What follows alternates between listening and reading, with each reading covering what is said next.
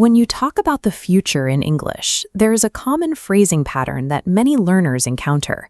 Because the events haven't happened yet, it feels logical to place the word will into every part of the sentence.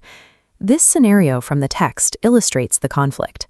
Amy is on a train calling a friend, and she says, "I'll call you again later when I arrive." Notice the sentence is built of two parts. The main action, "I'll call you again later," uses the future tense. But for the time condition, she says, "when I arrive," not "when I will arrive." This is a consistent requirement. After the trigger word when, the verb stays in the present tense, even though the context is the future. You say, "when I do something," rather than "will do." This logic extends to an entire group of time-based triggers. You apply the same structural rule to while, before, after, as soon as, and until. Mastering this mechanic simplifies your sentences. It helps you move past word-for-word translation and adopt the structural patterns used in natural conversation. Once you apply the present tense rule, you have to decide on the timing of your actions. You need to indicate if two future events happen at the same time or in a specific order. To show a clear sequence, we use the present perfect. Saying, "when I phoned Kate, we can go out," indicates that the first action must be finished before the second one can begin. Compare that to the present simple. Saying, "when I phone Kate, I'll ask her about the party," suggests the two things happen together. The deciding factor is completion.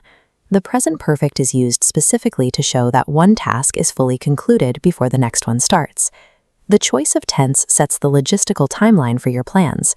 Using them correctly ensures your listener understands the relationship between two events, avoiding simple coordination errors. There is one more distinction to make involving two words that look identical in a sentence but represent different levels of reality.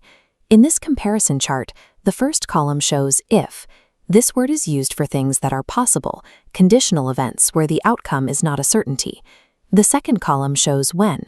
We use this for things we are sure will happen. It represents a guaranteed event on a fixed timeline. While the grammar is the same, the intent changes.